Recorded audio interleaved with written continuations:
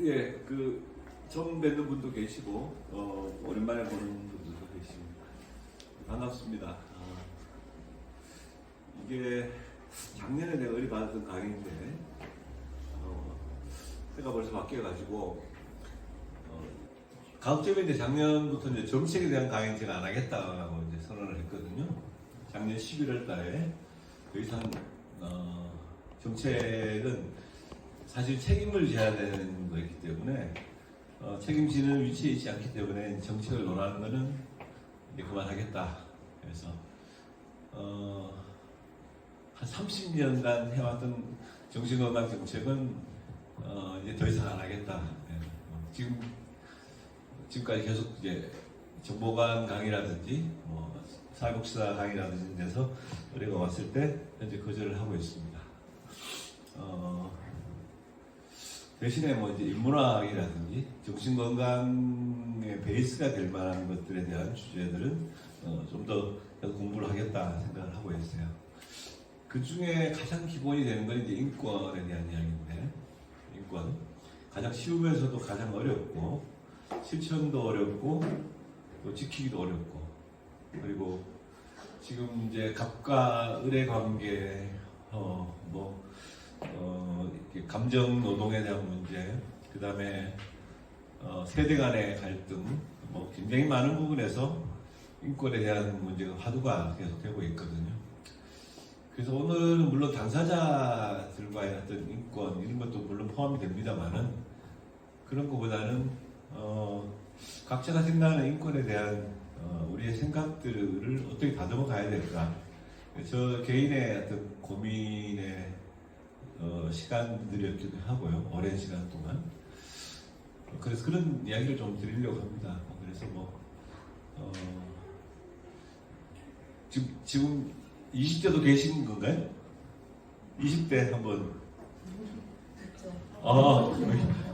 그래요? 20대. 그 다음에 30대. 그 다음 40대. 40대. 그 다음에 이제 50대 이상이겠죠. 네.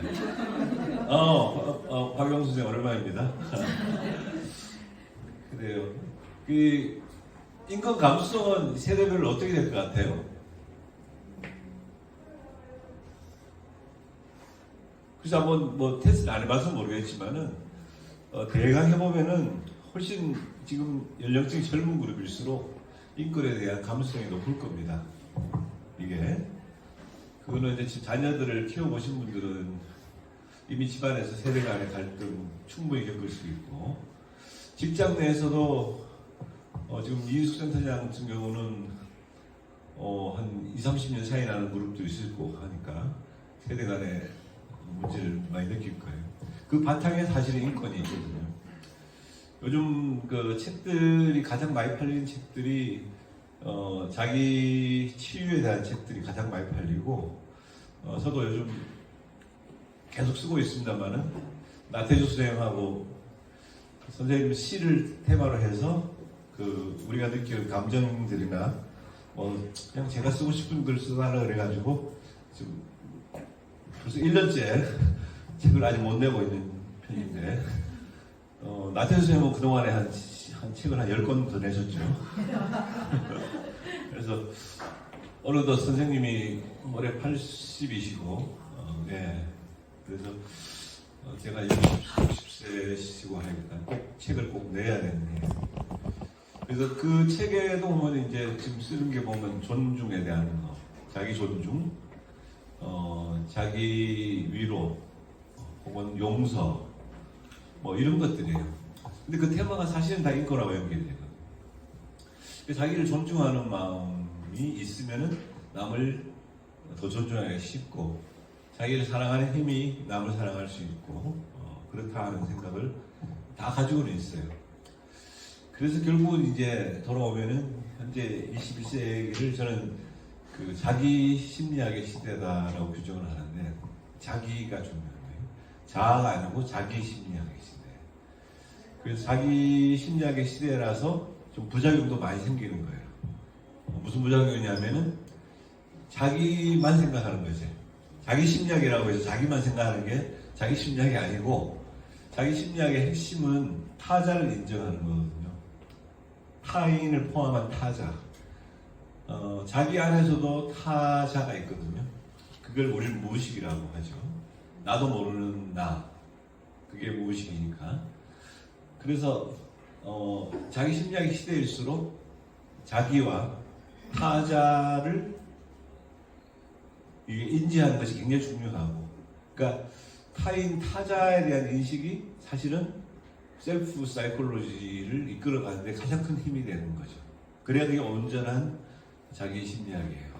자기한테 집중할 수 있는 거. 그래서 그런 거의 바탕에 결국 인권이 있을 것이다, 이렇게 보는 겁니다. 근데 이걸 이제 큰 사회적 프레임으로 이제 인권을 이야기하기 시작한 거는 우리나라에서 90년대에 들어와서예요. 90년대. 여기 슬라이드에는 내가 안 넣었습니다만,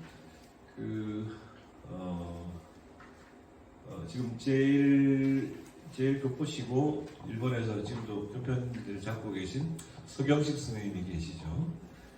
한국에 오셨다가 서경식 선생님 그 형제들이 다 그 제1간첩단으로 몰렸어요. 그래가지고 박정희 유신 정권 때 그 간첩으로 몰려서 다 감옥에 갔죠. 그래서 그분들이 나와서 이제 가장 먼저 한 일이 인권에 대한 이야기를 한 거예요. 당시에 이제 일본은 우리나라보다 한 20, 30년 그 화두가 빨리 앞서기 때문에 인권이 전체적인 프레임을 잡았죠. 전 세계적인 프레임에서 인권이 중시된 거는 60년대입니다. 60년대. 2차 대전 이후에, 그 다음에 이 공산과 자본에 대한 어떤 양극화 현상이 세계를 이렇게 이분화했을 당시에 그때 등장한 프레임이 인권에 대한 프레임이에요. 그게 60년대입니다.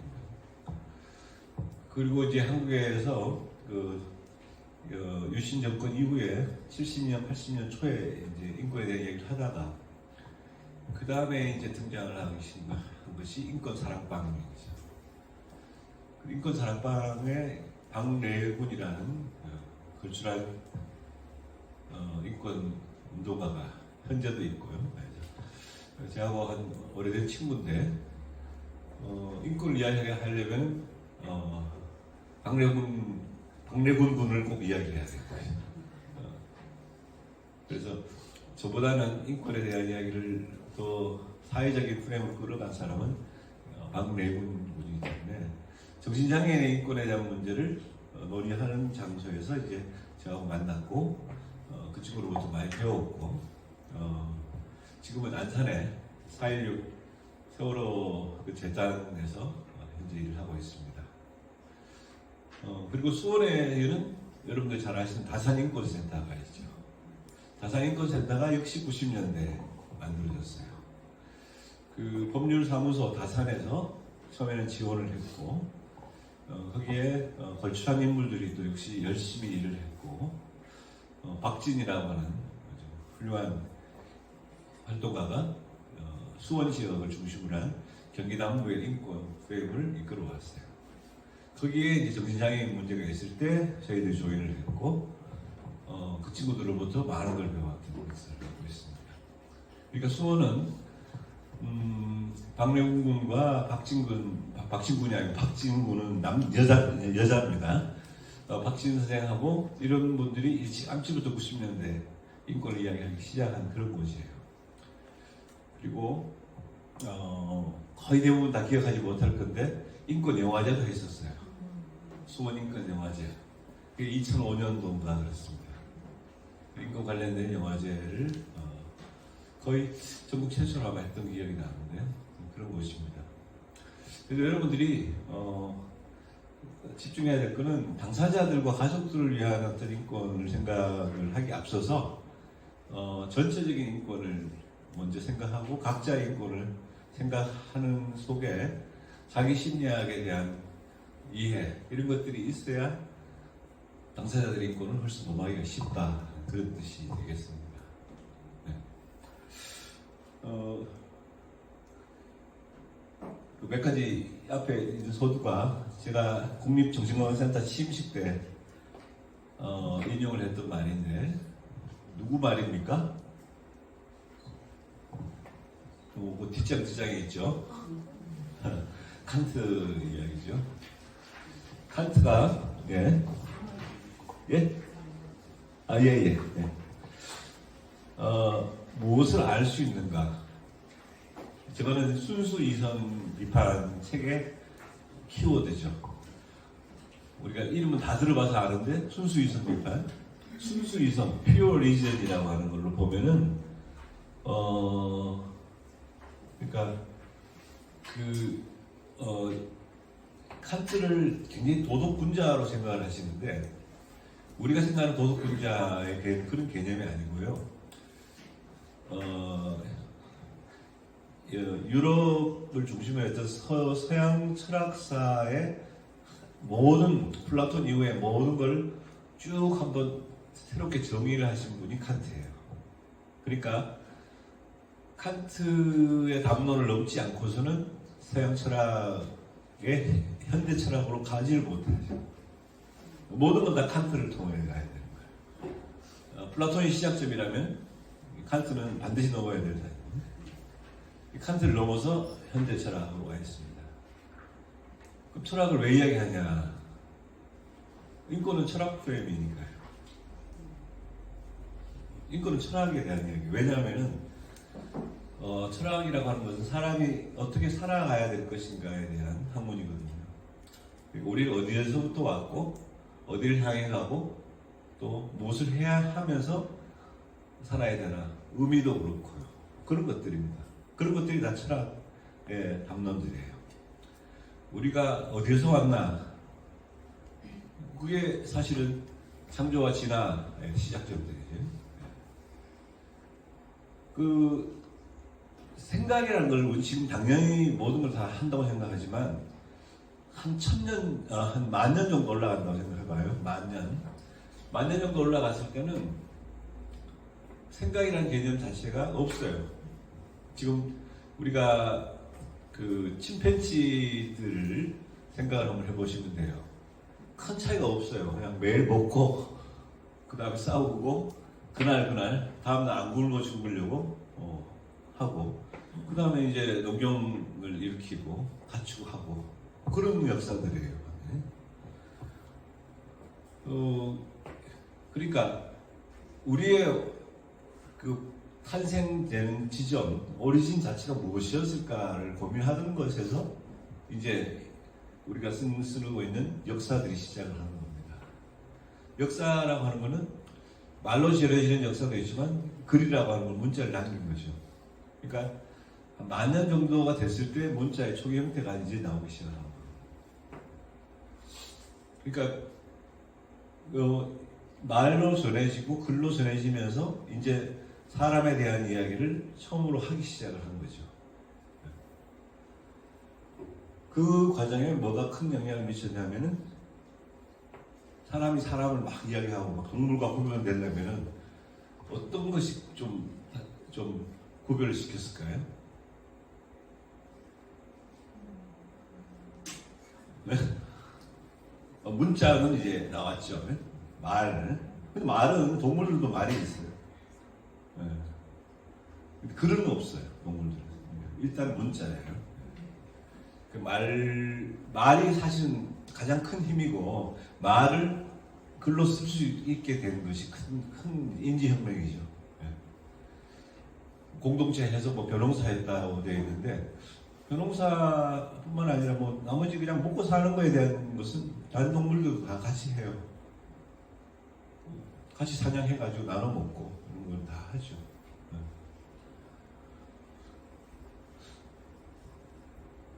술입니다, 술. 술이 인간을 인간답게 진화시킨 것 중에 아주 대표적이에요.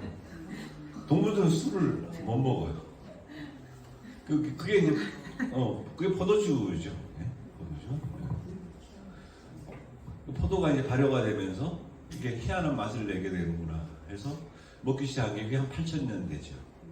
10,000년 정도의 뭐 좀 공동체가 좀 형성이 확실하게 되면서 8,000년 정도 있을 때도 이제 국가 개념이 희미하게 나오게 됐지만 그리고 이제 술이라는 걸 만들어 먹기 시작하면서 떠들기 시작하는 거죠. 이제 우리가 알고 있는 이제 사람에 대한 관심이 이제 생겨나는 것도 이제 그때쯤이죠. 그러면서 이제 쭉쭉 이렇게 진보의 속도가 빨라지는 거죠. 8,000년에서 5,000년, 4,000년, 3,000년 이렇게 쭉 듭니다. 5,000년부터는 거의 다 이제 문자 기록이 있으니까 여러분들이 기억하기가 쉽고요. 그러면 이제 생각이라고 하는 걸 이제 언제부터 하기 시작했냐를 대충 잡을 때 그거를 이제 한 1,500에서 2,000 정도 잡죠. 생각이라고. 그럼 생각이 뭐냐? 살아가면서 깨닫는 게 생각이에요. 살아가면서 뭘 깨달았을까? 보니까 이제 동물들처럼 싸우고 이런 프레임이 있었고 거기에서 이걸 중재하는 사람도 있었고 또 이걸 다치면 치료하는 사람도 생겨나고 그리고 그걸 다 모아서 정리를 해주는 사람도 생겨나고 이런 것들이 역사들이죠. 그래서 이제 이 칸트가 이야기하는 순수 이성이라고 하는 것은 인간이기 때문에 할 수 있는 가장 깊은 생각을 이 순수 이성이라고 불렀던 거죠. 순수 이성은 어떤 목적을 가지지 않습니다. 목적이 없어요. 칸트가 왜 결혼을 안 했을까요? 결혼 안 한 사람은 앞으로 왜 결혼 안 할 거예요? 그러니까. 칸트가 좀 대학 교수가 늦게 됐어요. 한 40대 대학 교수가 됐거든요. 대학 교수가 되고 한 70에 죽었는데 평생 동안 쓴 책이 이제 책 3권이죠. 그게 순수 이성 비판, 실천 이성 비판, 그 다음에 판단력 비판. 이 3가지 주제들이에요. 그래서 순수 이성 비판은 생각을 하고 또 하고 또 하고 가장 인간답게 생각을 하다 보면은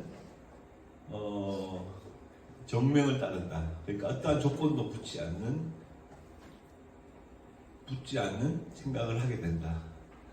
그러니까 내가 이걸 뭐뭘 한다면 하고 하는 if가 들어가 있는 문장이 없는 상태에 이르게 된다. 목이 마르기 때문에 물을 먹는 것은 순수 이성이 아니에요. 정확히 얘기합니다. 참 그게 어렵죠. 그래서 무엇을 알 수 있는가가 바로 순수 이성입니다. 그러니까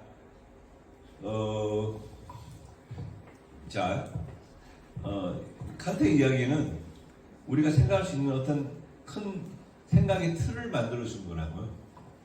그래서 인간은 왜 생각을 하게 됐는가 이걸 따지는 거라고. 그리고 가만히 들다 보니까 그냥 선천적으로 우리한테는 이걸 구별할 수 있고 그리고 뭔가를 보려고 하고 경험하려고 하는 그 자체에 힘이 있다는 그 이야기를 하게 된 거예요. 지금 원리로 따지자면 본능에 가깝죠. 본능이요. 그럼 동물들한테도 있지 않습니까? 네, 물론 동물들한테도 있죠. 동물들한테도 어떠한 목적을 가지지 않고 하는 행동에 대한 자기의만의 어떤 고유한 방식들이 있는 거죠. 그게 이성이에요. 순수 이성이에요. 그래서 스스로 깨닫고 스스로 알고 스스로 행하는 인간의 어떤 고유한 법칙 체계, 인식 체계를 만든 것이 순수 이성입니다. 인권은 그런 상황에 부딪히는 가장 원초적인 형태예요. 내가 인간다움을 증명할 수 있는 이야기가 사실 인권이니까. 그러니까 바쁘게 살면 인권은 없죠. 당연히. 여러분들이 뭐 불멍을 때린다든지 어디 뭐 캠핑 가가지고 혼자 빗소리 듣는다든지 요새 잠 안 올 때 왜 빗소리 들으면 잠 잘 오대. 저도 이제 그 앱 한번 써봤는데 그런 것들이 다 순수 이성 상태예요. 아무런 목적도 없고 그냥 있는 그대로 느끼는, 그냥 오감으로 느껴지는 상태, 이런 거죠. 그럼 소리가 시계 소리도 더 크게 들리고 눈에 안 보이던 어둠 속에서 뭐가 더 보이고 이런 것들이죠. 두 번째, 무엇을 행해야만 하는가는 실천 이성 비판입니다. 실천 이성 비판.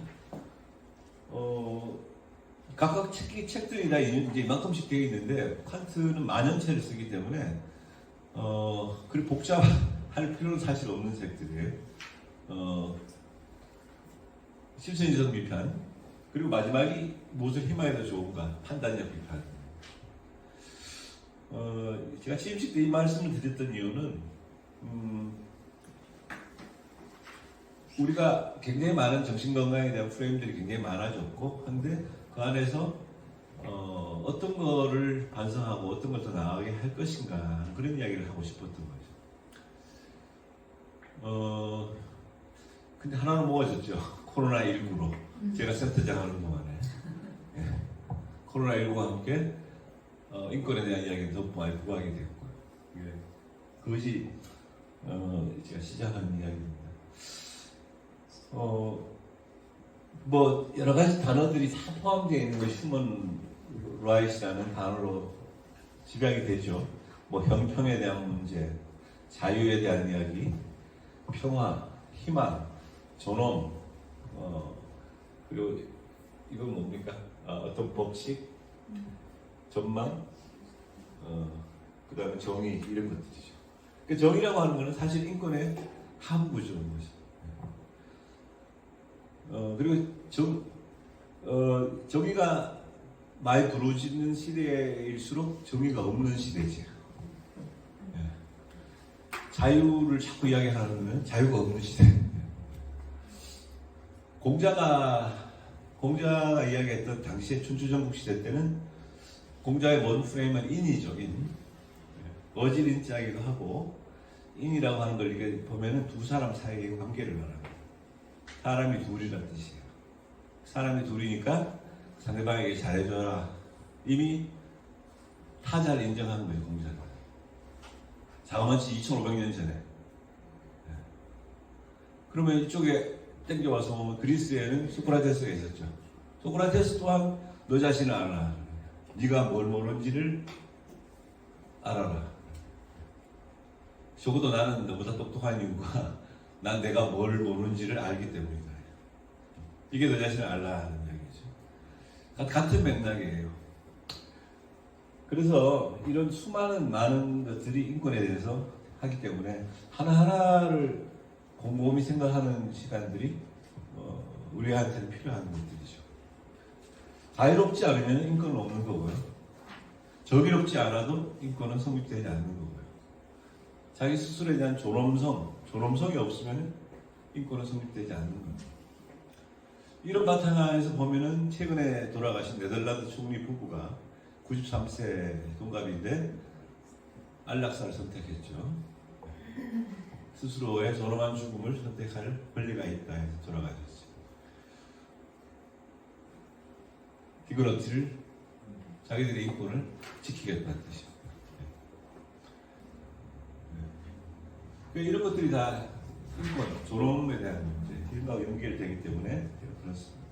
제가 실천했던 거는 호프는 제 거니까 휴머니티 호프, 프리덤, 그래요. 이제 늙어가면서 디그너티를 계속 강조를 하려고 하고요. 이게 법이 좀 잘 안 따르는 정의 이런 것들. 이게 프랑스 혁명 때 정신장애인들을 쇠사슬에서 풀어주는 광경이죠. 필리페 피넬이라고 하는 프랑스 혁명 당시에 1차 혁명을 했던 사람, 그 삼두체제의 친구였죠. 정신과 의사였는데 필리페 피넬이 당시로 봐서 혁명적인 거죠. 인권을 중요시한다. 그래서 쇠사슬을 풀어주는 거예요. 쇠사슬을 풀어줘도 이 마당 안에서만 풀어주는 거예요. 병원 밖으로 내보는 게 아니고, 우리가 이야기하는 탈수영화의 관점이 아니고 그냥 쇠사슬만 풀어주는 거예요. 근데 이것도 당시의 인권의 측면이었죠. 손목 자른 게 아니라고 하는 거죠. 손목 자른 게 아니고 쇠사슬 푸는 거예요. 칸트의 무덤에 있는 묘비명입니다. 그래서 스타리 헬븐을 별 해는 밤 이렇게 쓸 수도 있고요. 반고의 그림이 스타리 헬븐인데 내 머릿속에 내 머리 위에 빛나는 하늘의 별과 내 마음속에 있는 하나의 도덕률이 나를 경이롭게 한다는 묘비명이에요. 그래서 저기서 모랄이란 말이 조금 우리한테 오해를 줄 수가 있는데 도덕과 윤리를 어떻게 구별할까요? 이건 철학하시는 분들도 상당히 많이 헷갈려 하는 거예요. 도덕과 윤리, 영어로 하면 에티카, ethics. 원래는 에티카죠. 그리스어로는 에티카지. 에티카, 라틴어로는 에티카, 모랄. 그러니까 이게 굉장히 헷갈려요. 그러니까 지금 우리가 쓰고 있는 현대 용어의 윤리는 직업윤리, 프로페셔널리즘에 가까운 용어고요. 도덕은 하도 우리 어릴 때부터 도덕 교과서를 통해서 도덕을 좀 비아냥거리는 식으로 우리가 배웠어요. 좀 허튼 짓을 안 하는 사람을 보면 저 사람은 너무 도덕적이야. 그러니까 재미가 없고 융통성이 없이 들리는 게 도덕으로 되겠지. 사실은 도덕은 동양 철학에서 보면 굉장히 높은 단계죠. 도하고 덕이 합친 거니까 인권보다 훨씬 더 위의 개념입니다. 그래서 어쨌거나 이어서 말하는 모랄은 인간의 길을 뜻하는 그런 겁니다. 사람이 살아가는 방법. 그 칸트가 도덕군자가 아니라고 하는 말씀을 제가 드린 이유가 그거예요. 칸트는 굉장히 유쾌한 사람이었고 동네 주민들하고 잘 지냈고 잘난 척 하지 않았고 결혼 안 한 이유도 명쾌합니다. 아까 제가 이야기했던 순수 이성 때문에 순수 이성으로 이렇게 계속 생각해 보니까 결혼 안 하는 게 낫겠다. 결혼을 하게 돼서 그 사람을 영원히 사랑할 수 있을 것 같은데 안 된다는 거죠. 네. 자식을 놓고 그 자식을 그런 것들이 도저히 칸트의 순수 이성에서는 모순이 발생하는 거죠. 자식이 생기면 자식을 위해서 어떤 일을 하게 되고 그러면 남을 위해서 못하게 될 수 있는 이런 모순에 직면하게 되고 가족을 구성하지 않았단 말이에요. 어쨌거나 칸트는 매일 산책을 했고요. 그건 사실이고요. 별이 빛나는 밤. 저거를 제가 느꼈던 거는 하늘의 별을 그때 정신건강 속에 무슨 윤리 강의하는 게 있죠. 보수교육에 맞죠? 네.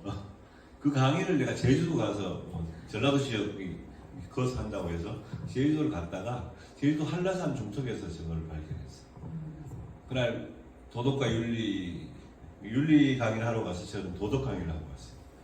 그래서 너무나 윤리란 말을 쉽게 이렇게 보수교육 제목에 쓰는 거에 대한 나름대로의 굉장히 항의 비슷하게 어떻게 윤리라는 말을 이렇게 쉽게 썼냐. 우리는 너무나 쉽게 직업윤리라든지 도덕이라는 말을 너무나 쉽게 쓰는데 사실은 칸트가 얼마나 고민했는 단어인데 이런 이야기를 했었죠. 그래서 그때 딱 보니까 한라산 중턱에 제주대학교에 게스트하우스를 지나가는데 하늘의 별이 쭉 잠시 칸트를 생각을 했어요.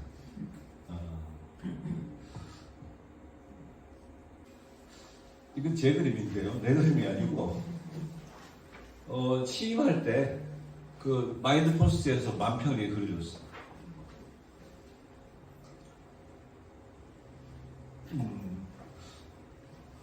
제가 비슷하게 생겼죠.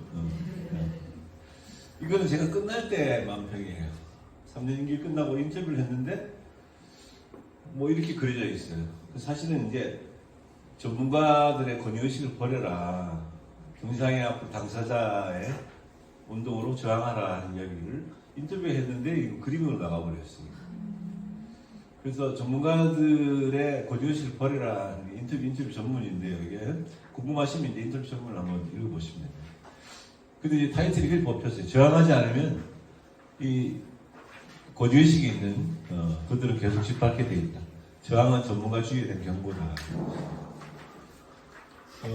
어느덧 정신건강의 현장도 관료화되어 있다는 걸 많이 느끼고요. 저 또한 많이 관료화가 됐고, 그래서 전문가주의를 경계해야 된다 하는 이야기를 제가 드렸는데, 그때 인터뷰 내용이 그림으로 나왔던 겁니다. 그리고 이 역사를 살펴봤을 때 사실 자연권이 시작점이죠. 자연. 사실은 법보다는 자연이죠. 자연법, 자연의 현상대로 하고 거기에서 아무런 규칙이 없이 이루어지면 좋겠지만 인간 공동체가 커지고 할수록 이 법이 만들어졌죠. 그래서 지금은 자연보다는 법인이 힘이 더 센 시대가 됐죠. 법인이요. 법에다가 인격을 부여하는 거죠. 네. 그러니까 삼성이라고 하는 것은 실체가 없는 것인데 국가보다 더 큰 힘을 갖고 있는 이유는 법인이기 때문이죠. 그래서 삼성이라는 것에다가 어떤 경제적인 어떤 법인의 형태를 묶어준 거기 때문에 그렇습니다. 학교법이 마찬가지고요. 이 기점을 프랑스 혁명 정도로 잡았는데요. 그 뒤에 보시면은 청교혁명도 그 앞서서 있었고 미국 독립선언서에 들어가 있고 우리나라에서는 사실 임내천의 사상의 동학 사상이 인권의 시작점이라고 그렇게 봅니다. 상당히 그 동학은 신분제 폐지하고 적설을 차별 폐지하는 것을 주안점으로 했던 어마어마한 사상이죠. 지금 이제 시계를 돌려가지고 한 200년만 올라가면요, 200년 동양 서양 말할 것도 없고요. 200년만 올라가도 이 개인이라고 하는 개념이 없습니다. 개인이 국가의 왕이 통치를 했고 왕의 모든 결정에 따라서 인간의 목숨이 왔다 갔다 하던 시대를 살았죠. 근데 프랑스 혁명이 영향을 받았느냐, 미국 독립선언서가 영향을 받았느냐를 보면은 사실은 이 루소 이야기를 하지 않고는 또 안 돼요. 루소는 거의 칸트하고 비슷한 시기에 살았습니다. 칸트하고. 이때 우리는 종교 시대고요. 종교 시대고요. 이 루소는 이 인간 불평등 기원론에서 누구는 왕으로 태어나고 누구는 평민으로 태어나느냐 하는 이야기를 처음으로 했어요. 그래서 그건 불평등하다. 그리고 불공정한 거다. 굉장한 당시에 여기 있는 말이었죠. 사실은 장작 루소의 이야기가 프랑스 혁명의 사상 체계가 된 거죠. 그리고 소키에타스라는 단어를 만들어냈고요. 사실 만든 게 아니고 원래 있었던 라틴어죠. 소키에타스가 소사이어티로 바뀌었으니까. 그러니까 국가라고 하는 하나의 법으로 구성되어 있는 어마어마한 실체에다가 사회라고 하는 또 하나 눈에 보이지 않는 무형의 실체를 대등하게 놓은 거예요. 물론 처음에는 국가보다 사회가 굉장히 적었던 힘이죠. 그래서 지금 현재의 단점은 200년 지나고 지금 21세기에 계속 지내면서 모든 전 세계에서 국가와 사회가 계속 싸우고 있어요. 큰 틀에서 보면. 네. 심지어는 어떤 국가 개념을 없애자는 쪽도 있죠. 무정부주의자들이 주장하는 거. 그 다음에 이 세계가 모이면 국가가 가장 큰 폭력을 행사한다는 이야기를 많이 하기도 하고. 이거는 사회주의자들이 이야기하는 사회의 이야기를 하는 것이 아닙니다. 그거는 지금 현재 우리가 정신보호사업 또한 제3자 방식으로 해서 퍼블릭 프라이빗 파트너십으로 진행을 한 거예요. PPP 방식이죠. 근데 언제부턴가 이 PPP가 PPM이 돼버렸는데 굉장히 못마땅한 단어죠. 원래 PPP예요. 퍼블릭 프라이빗 파트너십이었어요. 근데 지금 이걸 퍼블릭 프라이빗 믹스로 바꾼 거지. 이 잡탕이 돼버렸어요. PPM은 미국식 용어입니다. 원래는 PPP 방식이에요. 그래서 하나의 국가가 행하기 어려운 거를 제3의 어떤 대안들이 하자는 지시였어요. 그게 퍼블릭 프라이빗 파트너십이었어요. 제3자 세트 방식이에요.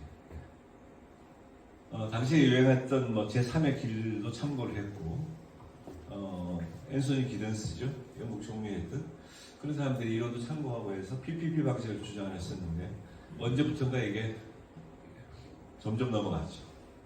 퍼블릭이 주체가 되고, 프라이빗은 계속 끌려다니는 식이에요. 지금 이제 많은 것이 변질됐습니다만은, 지금 지난 정신보건 사업의 한 30년을 돌이켜보면은 국가의 힘이 더 세지고 민간의 힘은 약해진, 그러니까 사회적인 어떤 주체들의 힘이 약해진 역사라고 볼 수가 있어요. 그러나 큰 맥락에서 개인은 강해졌죠. 개인은 강해졌고 사회적 활동 영역에는 이 70년대, 80년대를 이끌었던 힘보다는 약해졌지만 개인은 강해졌다. 그리고 국가 또한 강해졌고요. 국가의 폭력성이나 국가가 행하려고 하는 것은 훨씬 더 큰 힘을 발휘하고 있다 하는 것이 현재 제 진단이에요. 그리고 그 안에서 인권은 어떻게 될 것이냐. 인권은 더 발전하게 돼 있죠. 개인이 커지니까 당연히. 그런데 이제 장작 루소가 이야기했던 사회계약론이라든지 평등 개념이라든지 이런 것들에 대한 학습이 전혀 이루어지지 않기 때문에 그냥 맹목적인 어떤 실천력이 없는 개념들만 자꾸 유행을 하는 거죠. 개인은 발달했는데 개인은 모여지지 않으면 힘을 발휘할 수가 없어요. 예. 그래서 소사이어티, 소키에타스라는 개념이 굉장히 중요한 개념이에요. 아까 다산인권센터 제기하겠습니다만은 다산인권센터라고 하는 작은 사회단체가 수월 중심으로 한 많은 인권에 대한 담론을 형성했다고 그랬잖아요. 인권사랑법 마찬가지고요.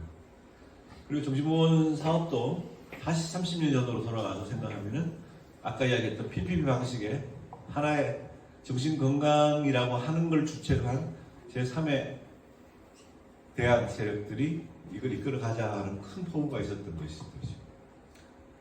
지금 관료가 되어 있던 것을 비판하는 것도 물론 있습니다만은 왜 그러면 좀 더 소키에타스의 관점으로 이것이 발전하지 못했을까 하는 것에 대한 나름의 반성입니다. 그거는 충분한 학습과 충분한 실천력을 갖추지 못했기 때문이다. 그런 생각을 갖고 있어요. 물론 뭐 루소의 사상이 다 옳다는 건 아닙니다. 루소 또한 엄청난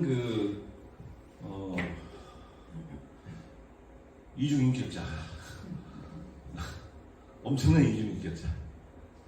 그러니까 자기 애를 공원에 맡기고 애를 5명이나 그랬을 거야.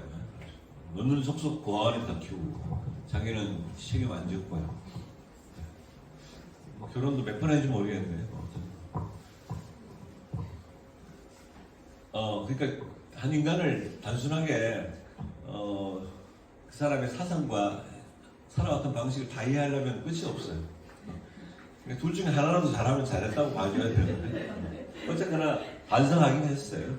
반성했는데 장작 루소의 이런 인간 불평등에 대한 이런 이야기들은 지금까지 여전히 힘을 발휘하고 있습니다. 그러니까 결국은 자유와 인간에 대한 이야기를 하기 위해서는 장작 루소를 거치지 않으면 역시 안 되는 거예요. 인권의 역사적 맥락에서 자유권, 사회권이 있죠.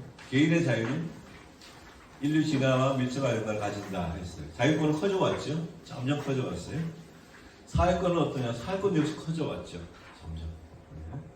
그럼 자유권하고 사회권 사이에는 갈등이 생길 수 있죠. 그 다음에 이거를 개인의 자유는 권력과의 갈등 속에서 발전되었다고 했고요.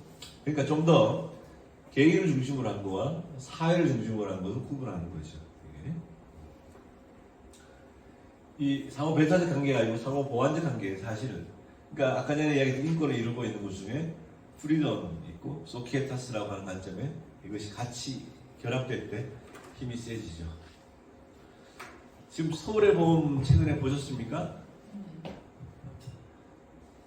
재밌게 보셨어요? 아니면 너무 비참하게 보셨어요? 짜증 난다는 사람도 있고, 저는 되게 웃으면서 봤거든요. 너무나 잘 아는 이야기인데, 잘 아는 이야기를 왜 이렇게 심각하게 보나. 저게 다 허구인데, 사실은 있죠. 사실은 있지만은, 그 팩트의 근간에서 이거를, 우리가 그달의 시간들을 적절한 팩트와 상상력으로 넣은 거란 말이에요. 무엇보다도 전두환이 역할을 하는 황정민이가 너무 웃겨서 제가 말해요. 그래서 그 영화를 1200만 명이 넘게 봤다는 걸 보고 이게 굉장히 자유롭게 선택할 수 있구나. 그러니까 어떤 사회적인 어떤 맥락에서 묶어서 보는 게 아니고 사회적 맥락은 어떤 거냐면은 옛날부터 우리 정신보건 영역만 보자면은 옛날에는 제가 공부하는 시간이나 같은 시간에 모여가지고 공부를 많이 했거든요. 공부할 때 영화도 많이 보여주고 그랬어요. 아침 8시에 모여가지고 영화 보고 그랬어요. 무슨 인권 유린이냐 이렇게 생각했는데 아침 8시에 모여가지고 30분씩 영화를 봤다. 출근 전에. 그래서 한 3주 연속 보면은 이제 영화 한 편 보고. 그리고 어떤 영화를 누구한테 주고 혹은 20부작 같은 드라마 이런 걸 해서 그 자네는 이걸 꼭 좀 봐야 될 사람 같이 보인다고 하면 그걸 또 다 보고 와서 발표도 하고 해요. 지금 이걸 만약에 여러분들하고 지금 매주부터 7시에 모여가지고 요 옆에서 했거든요. 소울센터 모이자 하면은 모일까? 안 모여? 고발당하지. 제가 이야기하는 건 그건 사회권에 가까운 거예요. 집단 학습, 공동체적인 생각. 그러니까 사회권의 함정은 뭔가 하면은 속해 있는 집단이 강해지면 무장을 하면은 옛날의 운동권 방식이죠. 그러면은 이 건강한 사회를 우리가 만들어 갈 수 있다라고 하는 자신감이었어요. 근데 그보다 더 큰 것이 자유권이란 말이에요, 사실. 각각마다 나의 어떤 계획이 있고, 그런데. 근데 그때는 자유권이 사회권보다 우선하지 못했어요. 제가 센터장을 하고, 수원이든 경기도든 중앙을 하든, 2012년도까지는 그게 다 지켜졌었어요. 지금 하자면 할까요? 우리 매주 한 번씩 7시에 모여서 공부 1시간씩 퇴근 몇 시에 합니까 요즘?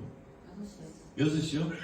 그러면 6시에 모여서 김밥 먹어가면서 그것도 자기 돈 10,000원씩 내면서 공부하자고 할까요? 공무원 사회에서는 이게 됐어요.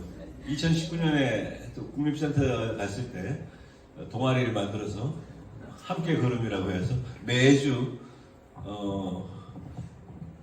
화요일마다 모여서 공부를 했어요. 제가 떠나고 나서 그 모임은 해체되겠죠. 국립공립대원장 할 때도 마찬가지입니다. 그것도 모여서 공부했어요. 공무원들이 자기 돈 내가지고. 그래서 내가 지금 그거를 할까 말까 지금 계속 고민을 하고 있는 거예요, 사실은. 소통과 담론이라고 하는 우리 협동조합도 있고.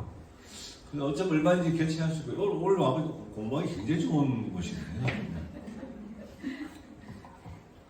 저는 사회권이 커져야 그 안에서 개인의 자유도 보호할 수 있다라고 생각하는 사람이 아직까지요.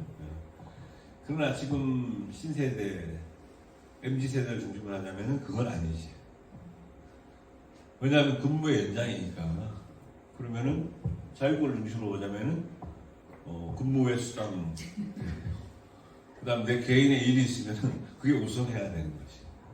그게 틀렸다는 게 아니고 그건 그대로 주장이 맞고, 저는 약해진 사회권을 강하게 하기 위해서는 이게 또 맞다고 생각합니다. 예전에는 무조건 이게 맞다는 생각이었지만 저도 생각이 많이 가다듬어져서 자유가 중요하다. 개인의 자유를 선택해야지. 맞아. 자기 심리학에 대한 이야기도 하고 하면서 왜 자유권을 인정하지 않나. 그 요즘 집에 가면 집에 있을 때 가장 힘들어요, 제가. 이제 시간이 많이 남아서 예전보다 이제 그 회의 같은 걸 안 하니까 집에 가면 혼자 밥을 먹어야 되고, 이제 애들하고 같이 좀 이렇게 보내려고 하면 이제 걔들은 각자 스케줄이 있어요. 각자의 자유권. 야속합니다만 그렇습니다. 근데 자유권은 점점 어떻게 될 것이냐? 점점 커지죠. 사회권은 약화됩니다. 왜냐하면은 인류의 역사가 지금부터 쭉 아까 전에 이야기했던 대로 한 10,000년을 기점으로 해도 되고, 정확히 한 2,500년 전을 기점으로 해도 보면은 점점 개인의 힘이 점점 커지는 쪽으로, 자유도가 증가하는 쪽으로 간다. 자유도, 프리덤, 디그리 오브 프리덤이 커지는 쪽으로 역사를 진행한다. 자유도가 커진다는 것은 물리학적으로 보면 엔트로피가 커지는 쪽으로 간다는 거예요. 엔트로피가 커지는 거. 과학의 세계에서도 정확한 말이에요. 자유도가 증가하는 방향으로 물질은 이동하게 되어 있습니다. 그러니까 인간 또한 마찬가지인 거죠. 그래서 존중합니다. 자유권 존중하는데 한 번쯤은 모여서 사회권을 논할 시간도 필요하지 않나. 사실 인권은 여기서 잉태하는데, 여기서 잉태된 인권을 보호하려면 사회권이 커져야 돼요. 개인을 보호하기 위해서도 사회권이 커져야 되는 거예요. 그게 노동조합입니다. 그러니까 각자들의 개개인은 힘이 약하지만 개개인을 모아오는 전체적인 사회권을 획득하는 것이 목표다. 국가 권력에 대해서도 마찬가지입니다. 그러니까 여러분들 스스로에 대한 존엄에 대한 훈련이 안 되기 때문에 불필요한 어떤 권위 부여라든지 이런 것들은 스스로의 인권을 깎아먹는 겁니다. 사회권이 약하기 때문에.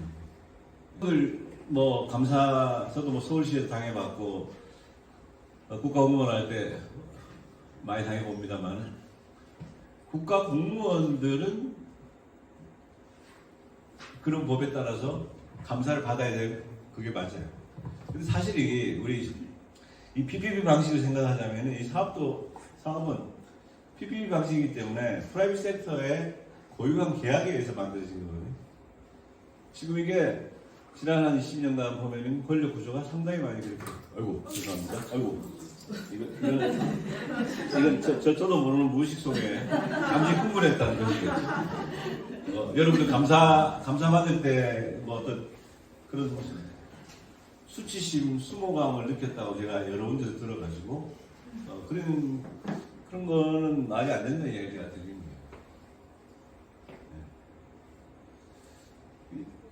이런 거를 여러분들이 권력 구조화에 대해서 대항할 수 있는 사회권이 형성이 돼야 이게 평상시 훈련이 되어 있어야 된다. 누나나 답답 안 하고 얘기하죠. 그럼 선생님은 그래 했습니까? 비교적 그래 하려고 많이 노력하면서 살았어. 지금은 노력 안 해도 돼요. 나이가 들 만큼 들어가지고. 그렇게 불편하지는 않고. 그래요. 그러니까 이제 자유권 사회권에 대해서 좀 길게 이야기를 했는데, 당사자들에게 또 똑같이 적용이 돼요. 당사자들의 사회권을 보장하는, 그러면서 당사자들의 자유를 우리가 최대한 보장하려고 하는 거. 숙제죠, 계속. 요새 의사들 정원들 둘러싸고 이런 문제가 있어서 의료 사회권 한번 넣어봤어요. 원래 의료의 사회권은 의사 수요 문제가 아니라 의사 스스로가 최적의 치료를 자신의 양심에 맞춰서 진료할 수 있는 권리라. 이게 정확한 의료권이에요. 근데 이제 이런 싸움을 하진 않지. 정원이 많네 적네요. 어쨌거나 원래 의료의 사회권 이거 맞춰서 과연 할 수 있냐는 양심을 생각해보라는 뜻이고요. 정신질환의 고통에서 우리가 알 수 있는 가장 큰 문제는 인권 침해와 사회적 낙인이죠. 결국은 이제 저렇게 되는 거죠. 왜 우리 분야에서 일하는 것이 힘드냐, 이런 편견과 싸워야 되기 때문에. 그건 어느 센터에서 일을 하든 간에 다 겪는 문제죠. 왜 그 사람들이 낙인을 가지는가? 정치장애인 인권은 당사자들이 강하게 주장을 하지 못하기 때문에, 다시 말해서 당사자들이 사회권을 형성하지 못했기 때문입니다. 특히 중증의 정신질환자들은 사회권을 형성을 할 수가 없는 상황이 많다. 그러면 지적 아동들이나 지적 장애가 있는 분들은 누가 대신하냐? 부모들이죠. 부모들이 사회권을 대신 주장을 하는 겁니다. 그러나 중증 정신장애인은 부모들이 한다라도 사회권이 지적 아동들만큼 강하게 되지가 않아요. 나이가 더 연로하시기 때문에. 당사자도 많이 늙었고요. 지금 이제 중독 분야로 많이 온다면, 중독의 당사자 운동이 일어난다면은 일단은 술 중독으로부터, 만약에 알코올 문제라면 알코올 문제로부터 자기가 극복을 한 사람들이 좀 더 치료 시술을 많이 해주고 우리한테 적절한 치료를 받게 해달라고 하는 그런 사이클을 주장을 할 수가 있죠. 타당한 것들이죠. 그래서 이 같이 일을 하고 있는 우리의 직업윤리적인 측면이 아니고 당사자 중심으로 인권은 바뀌어가야 된다는 것이. 그래서 21세기 들어와서 앞으로 변할 것 중에 가장 큰 건 뭐라고 합니까? 하면은 그 당사자주의일 것이다. 당사자주의를 얼마큼 잘 보완하고 그 안에서 전문가주의와 어떤 갈등을 해결할 것이냐가 앞으로 큰 우리의 숙제일 것이다. 이렇게 생각하고 있습니다. 그리고 정신장애인의 인권은 인권의 중에서도 가장 밑바닥에 있는 거예요. 그래서 그 나라의 인권 수준을 보려면은 장애인의 인권을 봐야 되고, 장애인 인권 중에서도 정신장애인은 어떤 식으로 사회가 이걸 해결해 나가느냐를 보면 그 나라의 인권 수준을 알 수 있는 거죠. 그런 점에서 아직까지 우리나라의 인권 수준은 매우 낮은 거죠.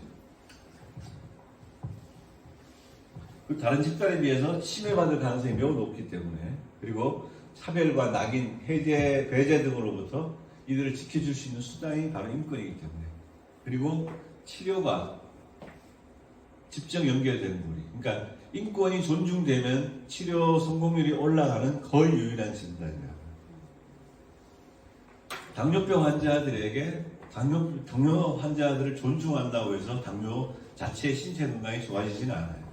그러나 정신건강 문제는 우울증을 앓거나 정신병을 앓는 분의 이 인간 존엄성에 대한 것이 달라지고, 이분들이 조금만이라도 자기한테 존중감을 받게 되면은 스스로 우울해하는 마음이 없어지고 망상도 줄어들고 굉장히 치료하고 연결이 됩니다.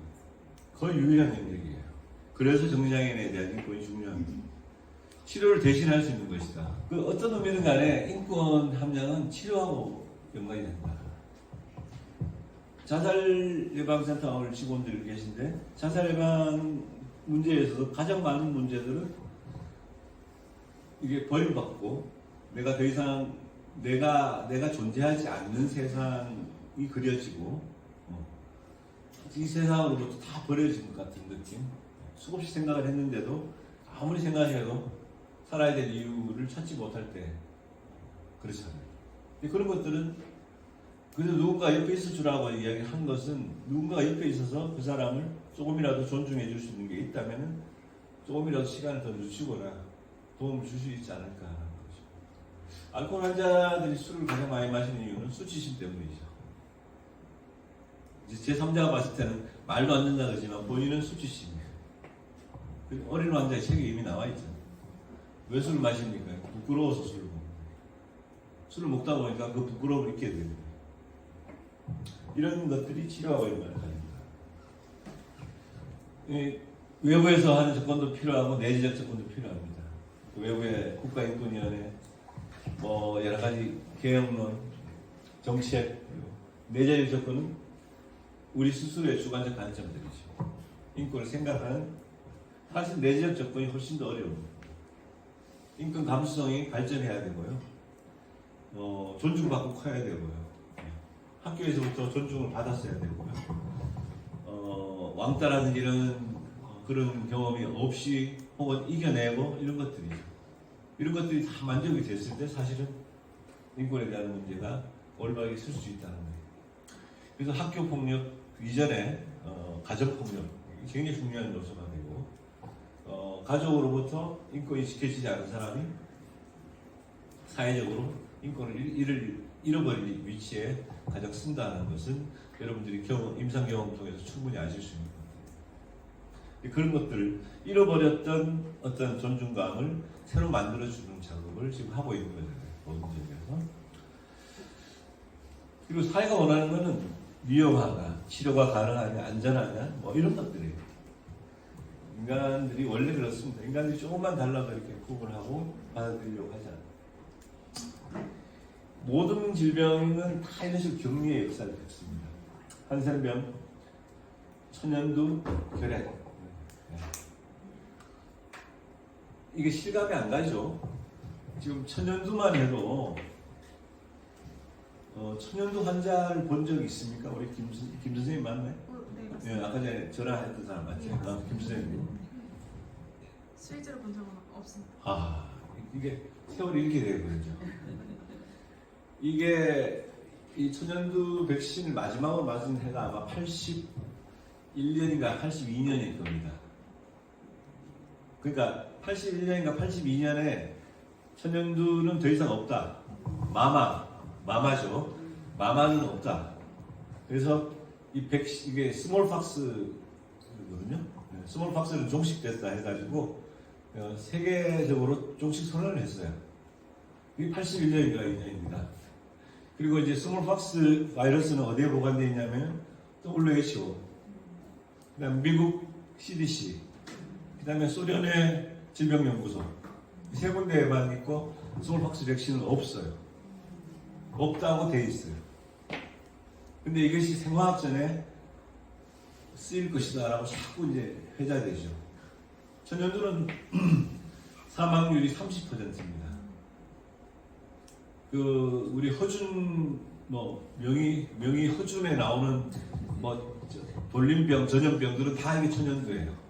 그리고 우리 역사 속에서 천연두, 패스트, 그리고 이제 코로나로 기억되겠죠. 그 정도로 사망률이 높은 일이 아니었어요. 천연두. 그리고 전부 다 이게 딱지가 해서 곰보가 되죠. 곰보. 그리고 요즘은 잘 안 보이시지만 옛날에는 이게 얼굴이 곰보 자국이라고 그랬죠. 그래 얽혀 있는 분들이 굉장히 많이 있었어요. 예. 그래서 이게 팔에 이 스몰박스 백신을 안 맞은 그레이들은 81년 이후에 안 맞은 거죠. 그러니까 큰 질환인 전염병이니까 들어가면 다 죽고 실제로 그랬죠 많이. 결핵 또한 마찬가지죠. 결핵은 뭐 저희 집 자체가 아버님이 결핵으로 인해서 3년 동안 격리를 했죠. 네. 불과 70년이에요. 지금부터 한 50 몇 년 전에, 한 3, 4년 전에 아버님이 입원을 하셨어요. 어디냐면 지금 현재 국립공주병원이 옛날에 공주결핵병원이었어요. 1950년대 만들어진 우리나라에서 결핵 환자를 수술하고 첨단 치료를 하던 곳이었어요. 공주결핵병원. 네. 그것이 이제 기능 개편으로 바뀌어가지고 98년도부터 국립공주정신병원이 된 거죠. 제가 2013년 1월 달에 공주병원장으로 부임하러 갈 때 가는 차 안에서 그때서야 제가 그 병원이 이 병원이 같은 병원이라는 걸 그때 처음 알았어요. 뭐냐면 역시 무의식적으로 아버지 면회 갔을 때 당시에 공주결핵병원에 면회실이 이게 병원 안에 못 들어가게 돼 있으니까 결핵이 옮으니까 그래서 밖에서 토스트 먹고 그 소나무 밭이 있어요. 소나무 그 숲을 이렇게 아버지랑 같이 다니고 했던 그런 기억들이 그게 공주였구나. 그래서 이제 공주병원장으로 가서 취임 인사를 하는데 써갔던 온 거 다 없애고 아버지 이야기를 해요. 아버지 치료한 곳이니까 환자들, 정신과 환자들 치료하는 곳이 됐으면 좋겠다 이런 이야기를 해요. 굉장히 그런 깊은 무의식에 연관이 있는 것입니다. 그 결핵 또한 굉장히 많은 아버님이 받았던 수술 중에 하나가 이거예요. 기형술. 예. 그 폐를 하나 이렇게 찌부러뜨렸죠. 폐 한쪽 폐 없이 살았던 것입니다. 그래서 저는 이제 1년마다 한 번씩 결핵 엑스레이를 찍고 그랬어요. 그래서 그 약들 뭐 스트랩토마이신 뭐 저런 약들 굉장히 익숙한 약입니다. 아버지가 늘 그 약 쓰셨고 지금도 있고요. 결핵은요. 있지만은 지금은 죽을 병으로 생각하지 않죠. 여러분들. 굉장히 인류를 괴롭혀왔던 병들입니다. 이 한센병은 거의 지금 소멸해 가고 있죠. 나균 자체를 박멸하는 시대가 온 건 얼마 남지 않았습니다. 지금. 네. 그러나 정신과는 그렇지 않아요, 아직까지. 좀 더 지켜보고요. 제 생각들의 변화들이 이렇습니다. 치료와 인권의 관계에서 증상을 최소화하는 것은 치료라고 해요. 장애를 최소화하는 것은 회복이라고. 혐오와 편견을 최소화하는 것을 인권이라고 생각을 해요. 제가 구분할 방식입니다. 그러니까 이 세 가지는 서로 다를 수 있다. 치료와 재활과 회복과 인권은 다르다. 구분 잘 안 가시죠? 여러분들이 헷갈려하는 부분을 저도 똑같이 겪었으니까 치료를 열심히 하는 것이 최우선이라고 생각을 했죠. 1990년대요. 그 다음에 90년대 후반에 가서 지역사회 정신보호를 중심으로 재활이 중요하다는 생각을 했고요. 2000년 들어와서 회복. 2004, 5년 됐을 때 인권위원회 활동을 조금 알기 시작하고 아까 소대에 이야기했던 박래훈 그 친구의 인권에 대한 이야기를 듣고 하면서 정신장애인의 인권이 굉장히 중요한 문제구나. 그때부터 프레임 오브가 가기 시작했어요. 큰 변화입니다. 그래서 때에 따라서는 치료를 하기 위해서 하다 보면 인권을 개인의 자유권, 인권을 유린할 때가 있다. 그래서 제가 의사들이나 이게 특히 병원에 근무하는 사람들에게 이제는 그 지역사회도 마찬가지인데 치료를 도모하는 과정에서 인권을 무시할 수도 있다. 잠재적인 가해자다. 네. 일단 의사들이 갖고 있는 치료에 대한 어떤 엄청난 우리의 목표가 있거든요. 그 과정에서 어떤 날 병이 나서야 되기 때문에 절차를 무시하거나 그 과정에서 전기 충격 치료도 효과가 있지만 예를 들면 그런 것들은 스스로가 느끼는 인권에 대한 문제를 심각하게 침해하기 때문에 저는 강압적으로 안 합니다만 그런 문제들이 있습니다. 치료가 아무리 잘 된다 하더라도 인권이 만약에 그런 모멸감을 느꼈다면 치료는 더 늦게 될 것이다. 요즘 생각은 그런 식으로 바뀌었어요. 그래서 좀 늦게 가더라도 최대한 인권을 중요시하는 방식으로 가자. 그래서 요즘 여러분들 많이 나오는 것들이 어떤 의사 결정하는 과정에서 당사자와 함께 치료에 참여시키자는 거. 대표적인 것이 증상에 대한 평가부터 다 하자는 하는 것이 오픈 다이얼로그죠.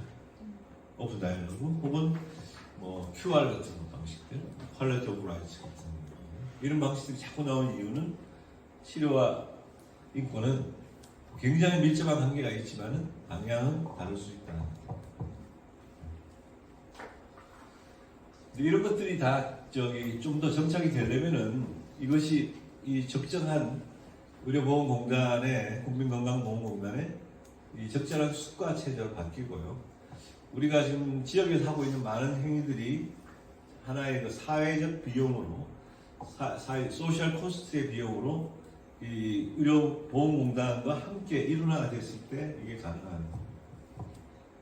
지금 아직까지 그 프레임을 아직 못 잡고 있는데 그 소셜 코스트는 요양병원에 대한 문제도 있고 그리고 만성화되는 환자들이 점점 늘어나고 있기 때문에 나이가 들면서 그런 분들에 대한 방식은 돌봄이라고 하는 것들이죠. 돌봄은 다 소셜 코스트죠. 지금 현재 의료보험 프레임에 들어가 있는 것은 치료만 의료 프레임에 들어가 있는 것이죠. 치료 행위만 의료보험공단에서 하고 있는 것이지 돌봄에 대한 것은 지금 다 빠져 있는 거죠. 가까운 우리 대만만 하더라도 대만은 그 사회복지시설 우리가 이야기하는 정신재활시설이나 정신보호센터에 하는 행위 자체가 의료보험으로 돌아가고 있어요. 먼데 있는 게 아니에요. 다 있어요. 자, 이게 간병인 혹은 간호사가 밥을 먹이는데 30분 걸린다. 코스가 나가야 되는 거죠. 근데 이거는 현재 하나도 반영이 안 돼 있어요. 그리고 지금 요양을 포함한 요양보호의 수가가 전혀 이 건강보험의 수가로 책정이 안 돼 있기 때문에 지금 요양병원에 가고 간병하는 것이 어렵게 되어 있는 겁니다. 그래서 좀 제발 좀 이 돌봄 서비스를 건강보험과 연계돼 가지고 할 수 있는 그러한 정책을 좀 더 내는데 좀 신경을 썼으면 좋겠어요. 여러 차례 보건복지부에서 시도를 하고 있습니다만 이게 계속 기획재정부에서 걸려요. 우리 지역에 있는 정신건강센터들 모든 센터들의 운영 방식도 사실은 돌봄 서비스이기 때문에 이게 소셜 코스트로 다 책정이 돼야 돼요.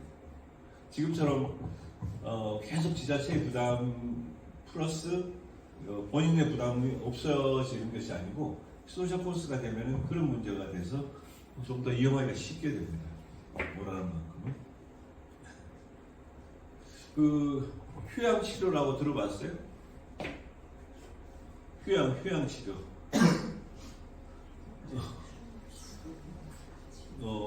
명상을 하고요. 명상, 그다음에 잠을 잘 자게 하고, 그다음 건강식 먹고, 그다음 온천하고, 네.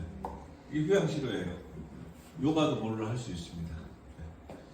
이게 사회 속에 건강보험에 적용이 될까요, 안 될까요?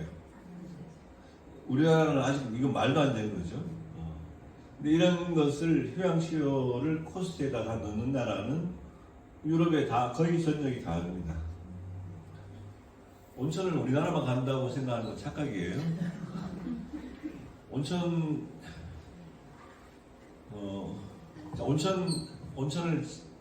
핀란드 많이 아실 거니까. 핀란드 말고 유럽 국가 중에 온천 치료를 많이 하는 나라 어딜까요? 아니, 스웨덴? 스웨덴은 생각보다 스웨덴하고 핀란드가 민족성이 좀 달라가지고 좀 약간 달라. 스위스, 오케이, 스위스. 또 이탈리아, 또 오스트리아, 독일이요. 온천이 많아요. 동부 유럽 쪽은 제가 아직 연구가 안 해서 모르겠고 굉장히 많아요. 네. 그래서 특히 오스트리아하고 독일, 스위스 쪽에 온천이 집중되어 있죠. 어쨌거나 여러 가지 많은 것이 치료와 동일한 프레임으로 작동할 수 있도록 해야 된다. 아까 이런 맥락들은 다 사회권이죠. 인권의 사회권이죠. 인권 중에서는. 이거 여러분들 고민을 한번 해보세요. 이게. Sociology of Mentalism. Sociology in Mentalism. 각자 가서 고민을 해봐봐요. 뭐 이러다가 다 여러분들 기간을 다 바꾸면 돼요. 중독이면 중독, 자살이면 자살, 노인이면 노인 문제 다 바꿔봐요. 각자 인과 오브의 차이를 고민해봐요. 혐오가 만들어진 프레임이죠. 뭐가 있냐면 무지요. 잘 모르는 현상이 아주 잘 모르는 거는 다 두렵죠. 우리가 인간은 원래가 잘 모르는 것이 두려운데 계속 그것이 두려움이 끊이질 않아요. 모르니까. 그러면은 그게 혐오가 돼요. 혐오가 만들어진 기전입니다. 그러니까 혐오를 없애려면은 잘 알아야 되는 거죠. 제가 소두에 순수위성 이야기를 했던 이유는 저거예요. 칸트는 두려움이 없는 사람이었어요. 왜냐하면 순수이성이 모든 현상을 순수이성으로 자꾸 보려고 하기 때문에 세상에 대해서 이렇게 무서워하는 것이 없었어요. 자, 우리가 무서워하는 것을 한번 대표적으로 생각해봐요. 각자가 무서워하는 걸. 근데 그거를 대부분은 그 이면을 모르거나 깊게 모르는 것들을 다 우리는 혐오합니다. 네. 잘 생각해봐요, 여러분들이. 무지가 병을 만든다. 무지가 혐오를 만든다. 정신건강은 딱 이 프레임이죠. 정신질환을 모르면서 정신질환을 괴물을 놓치고 중독 환자들이 어떤 내면을 모른 채로 중독 환자들은 무조건 범죄자와 같다고 인식을 시키는 것들이 전부 다 이런 것들이죠. 네. 코로나 시대 때 코로나 환자를 우리 초기에 얼마나 무서워했습니까? 코로나 환자가 오면은 뭐 들어오지도 못하게 하고 수도권 사람들 다 반성해야지. 대구 사람들 올라오지도 못하게 하고. 참 그때 무지한 남의 이야기가 아니에요. 코로나에 대한 무지가 있을 때 우리는 다 혐오했어. 서로를 불신하고. 그리고 많은 병들은 질병은 사회적으로 구성된다. 사회가 규정을 하면 병이 돼요. 네. 코로나 바이러스가 초기에 사회적 질병이 됐던 것이 두려움이 없어지니까 사회적 질병이 아닌 것이 된 거지. 네. 무지에서 벗어나고 죽지 않는다는 걸 알게 되면서 질병이 바뀐 것이죠. 과거의 흑사병, 패스트 이런 것들은 대표적인 사회적 질환이에요. 저도 감염 질환인데 패스트가 어느 정도로 컸냐 하면은 유럽의 인구의 거의 4분의 3을 죽였죠. 그래서 중세가 골병든 거예요, 오히려. 흑사병.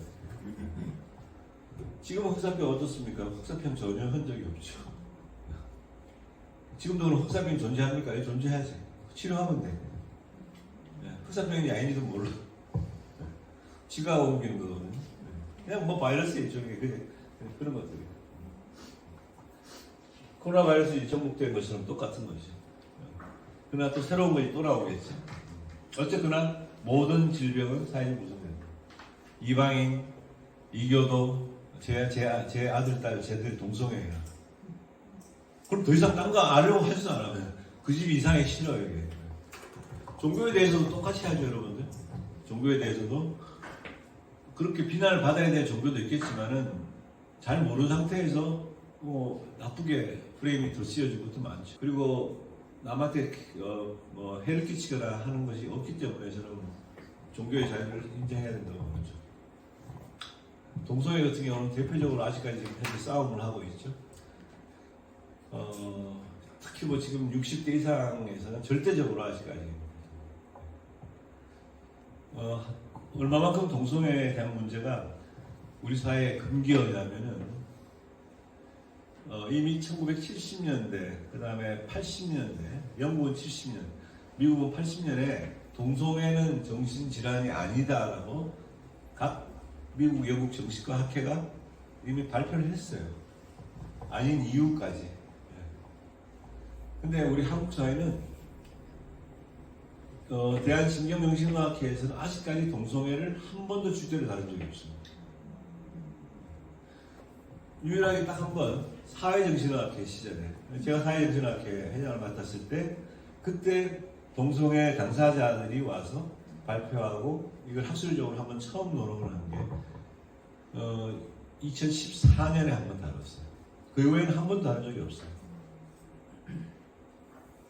그럼 동성애가 정신질환입니까? 아닙니다. 라고 이야기를 하면은 저보다 원로인 어떤 보수적인 어떤 그러신 분들은 이 선생님 큰일 날 소리 하면 안 된다. 어디 나가서 동성애가 질환이 아니라고, 정신질환이 아니라고 좀 제발 그 소리만 하지 말아요. 아니, 정신질환은 아니지 않습니까? 실제로 동성애를 아는 사람들 많이 보는데, 어디 가서 면담할 데가 없어요, 그분들이. 이것 또한 인권에 대한 문제예요. 혹시 그 정신병보다 더 커밍아웃을 못하고 있는 질환 취급을 받고 있다. 그래서 제가 국민중앙센터장을 할 때 코로나가 오기 전에 열려고 했던 클리닉 중에 하나가 스페셜 클리닉이었어요. 소수자, 약자, 이방인들이 와서 치료받을 수 있는 세팅을 클리닉을 열겠다. 코로나 때문에 다 묻혔죠. 그래서 저 중에 당연히 동성애를 알았던 분들, 동성애에 대한 커밍아웃 하고 싶은 분들, 면담하고 싶은 분들 와서 면담하게 하고, 그 다음에 종교적인 어떤 자유를 보장받고 싶은데 그게 안 되는 사람들, 그런 것들을 치료하고 싶었던 거예요. 저는 이제 남성 동성애 분들을 제가 자문을 많이 했었는데,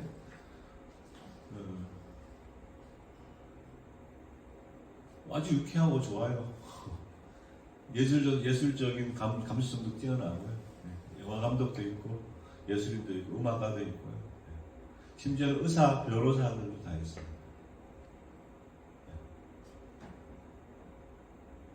주변에 20대나 30대는 동성애에 대해서 훨씬 더 여러분들이 같이 하는 거에 대해서 자연스럽게 생각하죠. 아닌가요?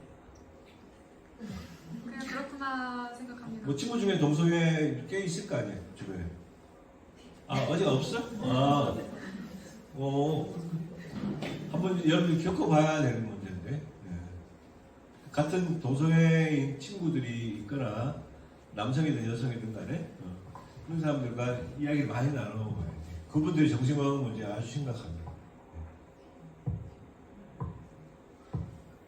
그러니까 이 정신건강의 문제가 뭐 중독, 자살, 성인, 치매 여기에만 있는 게 아니라 이거예요. 이 정신건강에 대한 수요는 굉장히 넓은 문제입니다. 프레임을 좀 더 넓히시기 바라고요. 병원에서 자위권하고 사위권이 다 박탈당하기 때문에 입원하기 싫어하는 거지.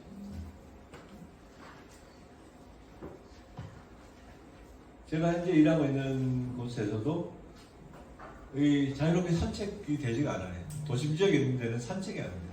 오늘 코로나로 인해서 발이 더 묶였죠. 가족의 왕래도 더 줄었고요.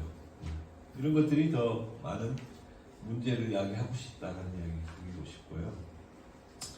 이 가족들에 대한 이야기, 당사자의 이야기는 여러 문제가 있어서 제가 넘어가겠습니다. 강제 입원 폐지라든지 공공일자리, 당사자에 대한 지원 수없이 많죠.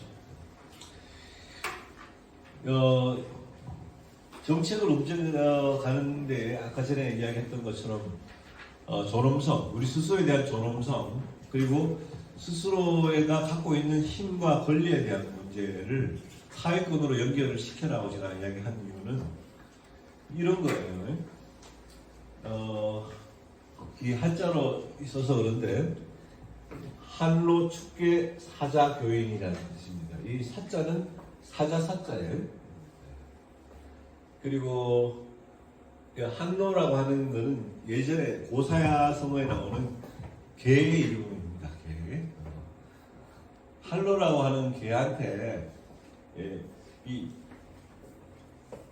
덩어리를 흙덩어리를 말하는데 여기 쓰여 있어요.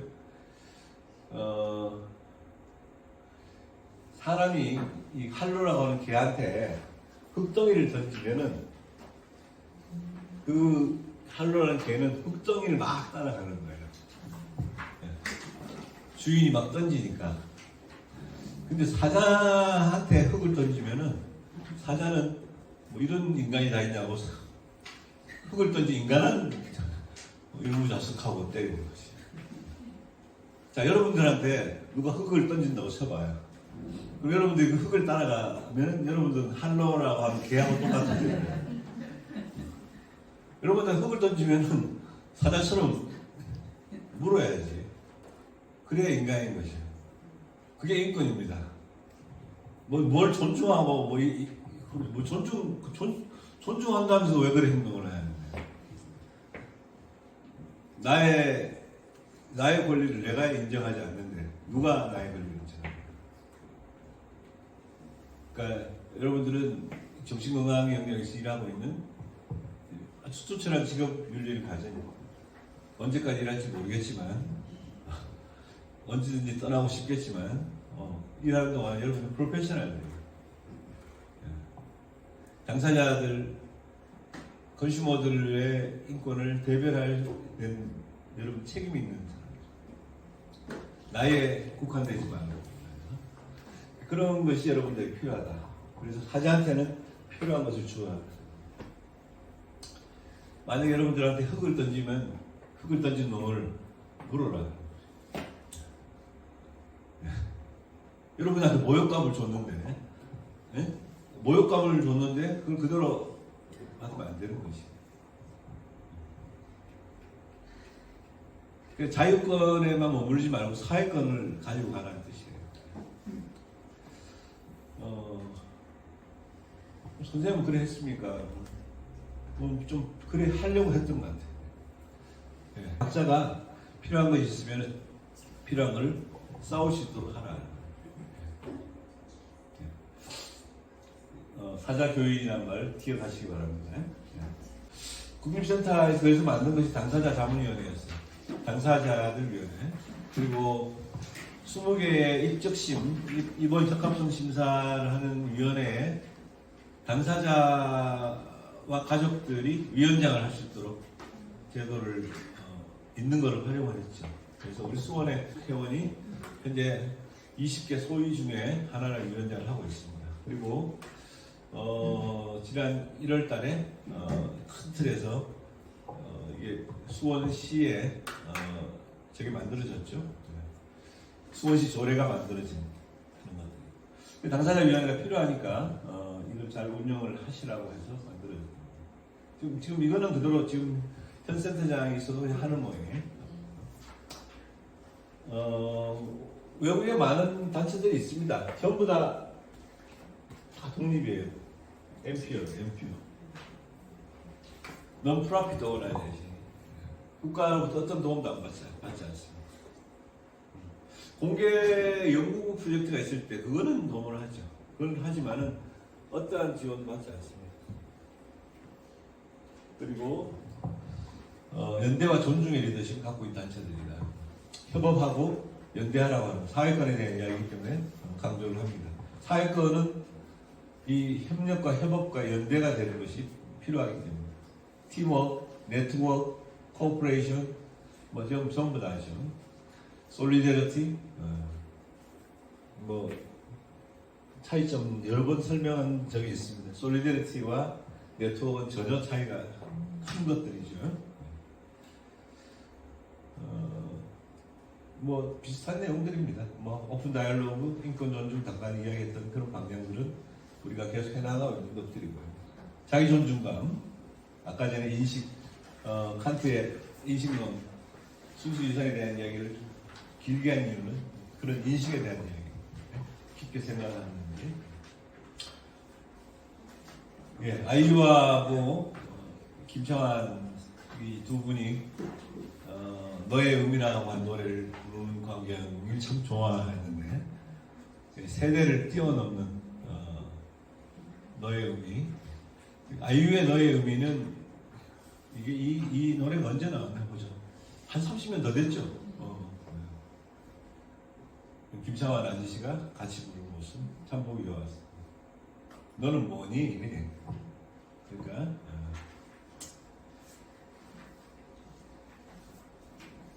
공부하라고 해서 왜 공부를 해야 되냐, 뭐 왜 공부하는 게 중요하냐, 뭐 하면은 이제 뭐 지식만으로 성장하지 않고 뭐 지혜가 어떻고 저떻고 뭐 그걸 같이 집단 지성을 형성하기 위해서 뭐 공부해야 될 이유는 뭐 여러 가지가 많지. 심심해서도 해야 되고 지식은 유튜브에 다 나오잖아. 지식을 도모하는 게 아니에요, 공부는. 집단 지성을 형성하는 거. 실사고시. 공부해서 남 줍니까? 남을 줘야지. 자기도 하고. 그리고 이 실사고시가 실천된 곳이 바로 수원이에요. 실사고시. 3대 공부. 사실에 입각하여 매양 참된 올바름을 구하는 것. 그러기 위해서는 세상을 이롭게 하기 위해서 부단히 공부하는 것. 그게 실사구시예요. 실학의 정신이죠. 실학 정신. 같이 모여서 공부하는 속에 새로운 의견이 생기고 존중감도 생기고 연대도 생기고 그리고 무엇보다 지치지 않기 위해서 혼자 고민하지 말고 그만두더라도 놀러 오면 되잖아요, 여러분들. 그러니까 예전에 같이 공부했던 일했던 사람들은 딴 데 가서 일하더라도 그냥 가끔씩 만나고 놀러 오는 사람들 많지. 뭐 딴 데 갔다가 다시 돌아오는 또 돌아온 탕자들도 있고 뭐 교회는 아니지만 우리도 돌아온 탕자들이 많아요. 또 서로가 서로를 인정해주고 격려하기 위해서 필요하죠. 무슨 공부를 해야 되냐고요? 뭐 이래 물으면은 이제 공부를 하겠다는 뜻이 그때 되거든. 공부할 게 없어서 공부를 못 하진 않을 거니까. 네. 좀 한 번씩 이렇게 삐딱한 것이 있어야 되는 것이. 다 일로 가는데 왜 일로 가는 거지? 네. 이렇게. 이게 진정한 자유권이지. 그리고 뭐 이런 책부터 한 번씩 봐요. 바잘리아라는 사람이 무슨 생각을 했는지. 지난 4월에 우리 이탈리아를 소통과 담론에서 다녀왔으니까 그 자체적으로 한번 발표하고 이런 거 공부해도 좋고 이율절자에 발표해서 하세요. 이 바잘리아의 흔적을 따라가는. 만약에 이 세상에 모든 책이 없어졌다. 그럼 책을 한 권만 들고 가라고 하면은 제가 저보고 저는 이 책을 들고 가죠. 지금도 변함없이 이 책을 들고 가요. 30년 전에도 저 책이었고 20년 전에도 저 책이고 섬이라는 책. 장 그르니의 섬. 제가 잘 안 사주는 책 중에 하나예요. 책 선물 좋아하는데 이 책은 잘 안 사줘요. 이 책 읽고 또 이 책을 함부로 할까 봐. 이게 선물 받고 뭐 그냥 뭐 이 책을 표방하는 게 싫어가지고 꼭 읽을 만한 사람한테만 네가 권합니다. 근데 내보고 한권 권하라면 이 책을 아무데나 펴서 읽으세요. 괜찮아요. 어차피 에세이집이니까. 근데 왜 그럼 저 책이 그래 이렇게 좋습니까 하면은 읽으면 평온해져요. 장자를 읽으려면 마음이 편안할 때 읽어야 장자는 눈에 들어와요. 근데 이 책은 마음이 복잡할 때 읽으면 마음이 편안해져요. 저한테는 그래요. 여러분들한테도 뭐 성경도 있을 거고 어떤 사람은 또 반야신경을 읽는 사람도 있을 거고 각자의 그게 있겠죠. 저는 이 책이 그런 의미를 줍니다. 내가 별로 안 사줬어 이 책은. 이 책 안 사줬지 내가. 저는 주셨어요. 아 줬구나. 내가 몇 살 안 됐는데. 몇 년도에 줬어요? 방역 다닐 때요. 광역일 때. 그래 백면생 받으면 하지. 인도에 가서 6개월 살아본 사람이라서 충분한 것 같아요. 이숙생도 이제 선물 좀 읽으니 너무 바쁘면 안 읽혀요. 저는 안 주셨어요. 안 줬지. 아직까지 안 어울린 것 같아. 섬이. 좀 어릴 때 말씀드리겠습니다. 니 그만두면 섬이 좀 이렇게. 앞으로 10년에. 그래, 뭐 이게 뭐 아름다운 것이고 뭐 어려운 거고 뭐 제가 잘 쓰는 말 중에 하나예요. 갈레파 타칼라. 주저리 이야기하면서 뭐 이게 많은 이야기를 했습니다만은 그 핵심은 자기를 존중하는 마음을 믿고 시작되고 자유권과 사회권의 구별을 잘 해나가면서 당사자를 존중하기 위해서라도 여러분들이 인권에 눈을 많이 떠라 하는 그런 이야기가 되겠죠. 그리고 이거를 방해하거나 무시하거나 하는 것에 대해서는 적극적인 연대를 할 수 있고 그것이 뭐 바람직한 것이다. 네, 일단 여기까지 마치겠습니다. 네.